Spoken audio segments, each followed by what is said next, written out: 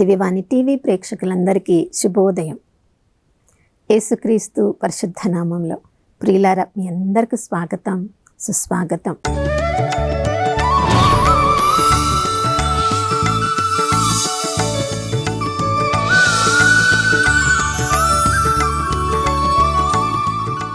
గడిచిన కాలమంతా కంటికి రెప్పలా కాచుకున్న త్రియేక దేవునికి మనసారా వందనాలు తెలియచేద్దాం. దేవుని ప్రేమ తరిగిపోలేదు, ఆయన కరుణ సమసిపోలేదు.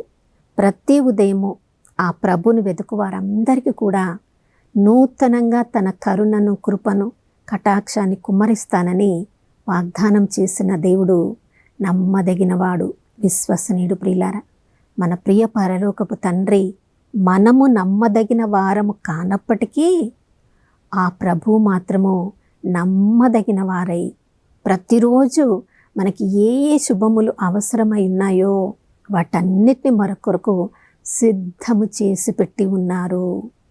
ఎవరెవరైతే ఆయన మాటలకు విధేయిస్తారో వారికి ఏ శుభములను కూడా ఆ ప్రభువు నిరాకరింపడు.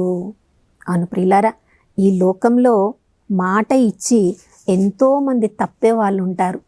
కానీ దేవుడు ఒక్కసారి మాట ఇచ్చాడంటే దాన్ని నెరవేర్చకుండా ఆ ప్రభువు ఎప్పుడు కూడా ఉండరు. అందుకనే కీర్తనకారుడు 84వ కీర్తన 11వ వచనంలో చెప్తున్నాడు, ప్రభువా నీవు నాకు సూర్యుడి వంటి వాడవు, నాకు కవచము వంటి వాడవు, నాకు కృపను, కీర్తిని దయచేయు వాడవు నీవే. ఎవరెవరైతే ధర్మాన్ని తన ప్రవర్తనగా భావించి అలా ధర్మవర్తనులుగా జీవిస్తారో వారికి నువ్వు ఏ శుభములను కూడా నిరాకరింపవు. ప్రియులారా, మన యొక్క ప్రవర్తనను దేవుడు గమనిస్తూ ఉంటాడు. మనల్ని దండించడానికో శిక్షించడానికో కాదు, కానీ తన ఆశీర్వాదములను, శుభములను మన మీద పరంపరంగా కుమ్మరించడానికి. మనము దేవుని అనుగ్రహము పరంపరంగా మన మీద కుమ్మరింపబడితేనే ఈ లోకంలో మనము ఆయనకు సాక్షులముగా జీవించగలమని సత్యము దేవుడికి బాగా తెలుసు ప్రియులారా.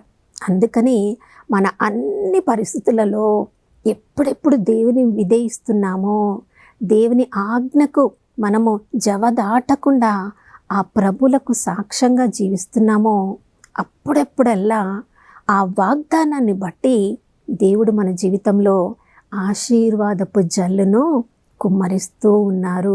చూడండి, యేసు ప్రభువు పునరుత్థానము అయిన తర్వాత తన శిష్యులతో మాట్లాడుతూ అపోస్తుల కార్యములు 1వ అధ్యాయంలో మనం చదువుతూ ఉన్నాం, నేను మీకు చెప్పినట్లుగా తండ్రి మీకు చేసిన వాగ్దానాన్ని మీరు పొందే వరకు యెరూషలేమును విడిచి వెళ్ళవద్దు, ఇక్కడే వేచి ఉండండి అని చెప్పినట్లుగా వాళ్ళందరూ యేసుప్రభు శిష్యులు చూడండి పై గదిలో ఆ తండ్రి చేసిన వాగ్దానం కొరకు యేసుప్రభు మాటకు విధేయించి వాళ్ళు ప్రార్థనలో ఏకీభవించి అందరు గుమికూడి దేవుని వాగ్దానం కొరకు ఎదురు చూసినప్పుడు పెంతెకోస్తు రోజున బలమైన గాలి ఆ గది అంతా ఆవరించి అగ్ని జ్వాలకలు, నాలుకలే విభాగింపబడినవి అక్కడ ఉన్న ఒక్కొక్కరి మీద నిలిచి ఉండడము వాళ్ళందరూ కూడా చూశారు. అవును ప్రియులారా, నమ్మదగిన దేవుడు తన వాగ్దానాన్ని నిలబెట్టుకుంటారు. ఎవరెవరైతే దేవుని మాటకు విధేయిస్తారో తప్పకుండా ఆ వాగ్దానాన్ని తన జీవితంలో వాళ్ళు కనుగొంటారు, దాని ఆశీర్వాదమును పొందుతారు. చూడండి ప్రియులారా, ఆ ప్రభు యొక్క వాగ్దానాన్ని విశ్వసించిన శిష్యులను యేసుప్రభు ఇద్దరిద్దరిని పంపిస్తూ ఉన్నప్పుడు తన అధికారాన్ని ఇచ్చారు, తన ఆత్మను కూడా వాళ్ళకి ఇచ్చారు.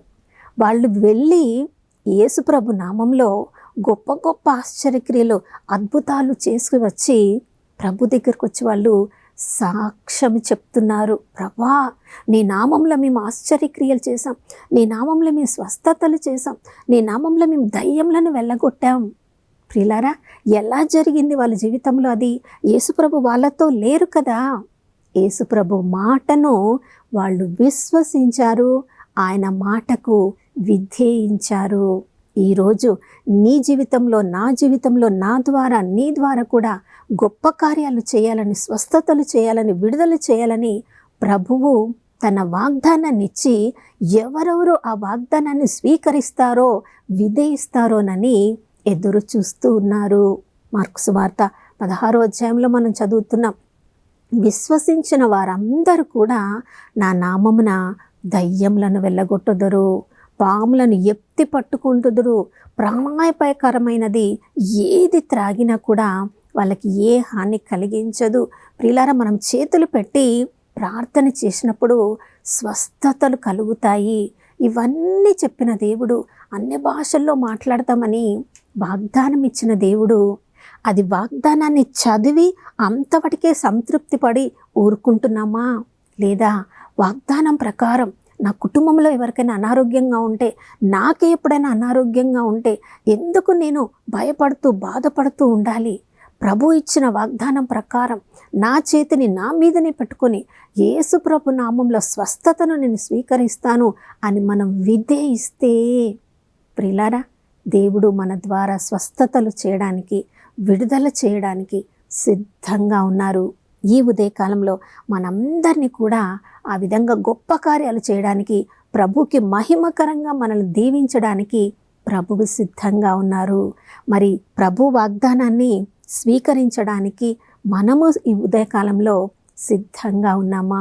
ప్రియులారా, యేసు ప్రభు మాట చెప్పారంటే అది తప్పకుండా జరుగుతుంది అని విశ్వసించిన వాళ్ళకి ఈ లోకంలో అసాధారణమైన క్రియలను వాళ్ళ జీవితంలో దేవుడు చేస్తాడు. మత్తయి సువార్త 8వ అధ్యాయంలో మనం చదువుతున్నాం, శతాధిపతి తన సేవకుడు అస్వస్థతకు గురి అయ్యాడని ప్రభు దగ్గరకు వచ్చి చెప్తున్నాడు, అయ్యా, నువ్వు నా ఇంటికి రావాల్సిన పని లేదు, నువ్వు ఒక్క మాట చెప్పు, ఆ మాట చాలు, ఎందుకంటే నువ్వు అధికారంతో చెప్తావని నాకు తెలుసు, నేను అనుభవంతో చెప్తున్నాను, అధికారంగా నేను ఉన్నాను కాబట్టి నా సేవకుడిని రమ్ము అంటే వస్తాడు, వెళ్ళుము అంటే వెళ్తాడు, చేయుము అన్న పనిని చేస్తాడు. సాధారణ వ్యక్తినైనా నేను చెప్తేనే అతడు విధేయిస్తున్నాడు అంటే అధికారం గల సృష్టికర్తమైన నీ నోటి మాటకు ఎంత శక్తి ఉందో నాకు తెలుసు, ఒక్క మాట పలికినా చాలు అన్నాడు. ప్రభు అతని విశ్వాసాన్ని చూసి గొప్పగా మెచ్చుకున్నాడు. ప్రియులారా, కొన్నిసార్లు అన్యులలో ఉండే విశ్వాసము నిజంగా మనల్ని ఆశ్చర్యపరుస్తుంది. ఇశ్రాయేలు ప్రజల్లో ఇంత విశ్వాసాన్ని నేను చూడలేకపోతున్నాను. వాళ్ళ మధ్యలో ఎన్నో ఆశ్చర్యక్రియలు నేను చేశాను, కానీ వాళ్ళ విశ్వాసము ఇంత దృఢమైనదిగా నేను చూడలేకపోయాను అని చెప్పి ఆయన విశ్వాసాన్ని బట్టి నీవు వెళ్ళుము, అది జరుగుతుంది, నీ విశ్వాసం ప్రకారమే జరగనిము అన్నప్పుడు, ప్రియులారా చూడండి, ఆ శతాధిపతి ఇంటికి వెళ్ళాడు. తన యొక్క సేవకుడు ఆరోగ్యంగా ఉండడము ముందే విశ్వసించాడు కాబట్టి ఇంటికి వెళ్తూ ఉన్నప్పుడే దేవునికి వందనాలు చెప్తూ ఉన్నాడేమో. ప్రియులారా, మనం విశ్వసించినప్పుడు, దేవుని వాక్యానికి విధేయించినప్పుడు మన జీవితములు స్వతంత్రంగా జీవించవచ్చు. ఈ లోకంలో ఏ భయము బీడియము లేకుండా జీవించవచ్చు.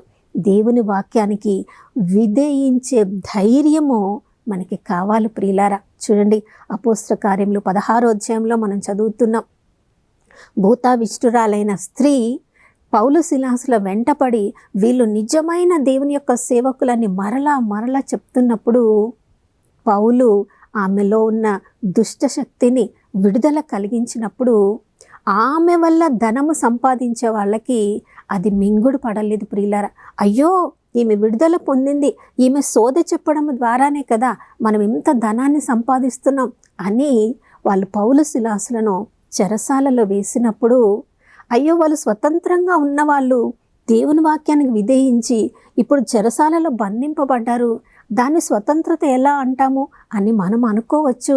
చూడండి, వాళ్ళు కూడా చెరసాలలో అయ్యో మేము బంధింపబడ్డామే అని ఏడుస్తూ ఉన్నారా? దేవుని వాక్యానికి విధేయించి ఆమెకు విడుదలని ఇచ్చినందుకు మేము బంధింపబడ్డామని దేవుని నిందించారా? లేదు ప్రియులారా, సత్యము తెలుసు వాళ్ళకి. కాబట్టే అన్ని పరిస్థితులలో దేవుని స్తుతించాలి. ఆ వాగ్దానానికి వాళ్ళు విధేయించారు కాబట్టి ఆ చెరసాలలో అర్ధరాత్రి వేళ ఇద్దరు కలిసి వాళ్ళు నిద్రించకుండా గాయములు పొందినప్పటికీ గాయముల నొప్పిని వాళ్ళు లెక్క చేయకుండా ప్రభువుని స్తుతించినప్పుడు ఆ ప్రభువు అక్కడ చేసిన గొప్ప కార్యం వాళ్ళిద్దరికి మాత్రమే స్వతంత్రత కాదు, అక్కడ ఉన్న సైనికులకు మాత్రమే, అక్కడ ఉన్న బందీలకు కూడా స్వతంత్రత కాదు, ఆ చెరసాల అధికారికి ఆత్మలో స్వతంత్రతనిచ్చారు. ప్రియులారా, దేవుని వాగ్దానికి విధేయించడం ద్వారా దేవుని సహవాసాన్ని ప్రతి క్షణం మనము అనుభవించగలము. మరి ఇక ఎందుకు ఆలస్యం? దేవుని వాగ్దానాలను ప్రతిరోజు మనం చదువుతున్నాం. వాటిని విధేయించడానికి, తద్వారా శుభములను పొందడానికి మనందరినీ సిద్ధపరచుకొని ప్రార్థించుకుందాం. నాతో కలిసి ప్రార్థించండి. పరిశుద్ధమైన దేవానికి స్తోత్రములు తండ్రి. నీ యొక్క వాక్యములో నాయన శక్తి గల వాక్యము ప్రభా, విడుదలనిచ్చే వాక్యము తండ్రి. అయ్యా, వాక్యమైన యేసు ప్రభా, మా హృదయాలలో నీ వాక్యాన్ని మేము నింపుకున్నప్పుడు, దానికి విధేయించినప్పుడు తండ్రి, ఈ లోకంలో నాయన ఎన్నెన్నో గొప్ప కార్యాలు మా ద్వారా చేయాలని అయ్యా నువ్వు ఈ ఉదయకాలంలో సిద్ధంగా ఉన్న తండ్రి, మీకు స్తోత్రం. దానియేలు స్నేహితులు అగ్నిగుండంలో పడవేయబడినప్పటికీ కూడా ప్రభా అయ్యా, నిన్ను మాత్రమే వాళ్ళు దేవుడిగా భావించి మరి ఎవ్వరికి కూడా ఆరాధించకుండా బ్రొక్కకుండా నాయన వాళ్ళు నాయన పరీక్షకైనా సిద్ధపడినప్పుడు, శిక్షకైనా సిద్ధపడినప్పుడు దేవుని కుమారుడే వారి మధ్యలోనికి దిగి వచ్చి వారికి తన సహవాసాన్ని అందించడము ఆ రాజు నెబుకద్నెజర్ రాజు చూడగలిగాడు తండ్రి. అయ్యా, మా అందరి జీవితాల్లో కూడా మేము వాగ్దానాలను ఎత్తిపట్టి ప్రార్థించడం మాత్రమే కాదు, దానికి విధేయించడం ద్వారా మా జీవితాల్లో ఈరోజు అంతా మీరు చేయబోతున్న అన్ని శుభములను బట్టి మీకు వందనములు తెలియజేస్తూ యేసు ప్రభు నామములో అడిగి వేడుకొనుచున్నాము తండ్రి, ఆమేన్. ప్రియులారా, నీవు నన్ను పిలుతువే, నీ గొప్ప గొప్ప రహస్యములను ప్రభు మనకు చెప్తా అన్నారు. ఈరోజు దేవుని యొక్క వాక్యాన్ని చదువుదాం, ధ్యానించుదాం, పాటించుదాం, శుభములను పొందుదాం. మరొక నూతన శుభోదయంలో మనం అందరం కలుసుకునే వరకు దివ్యవాణి టీవీని వీక్షిస్తూ ఉందాం. ఇమ్మానుయేలు, ప్రభు మనతో ఉన్నారు.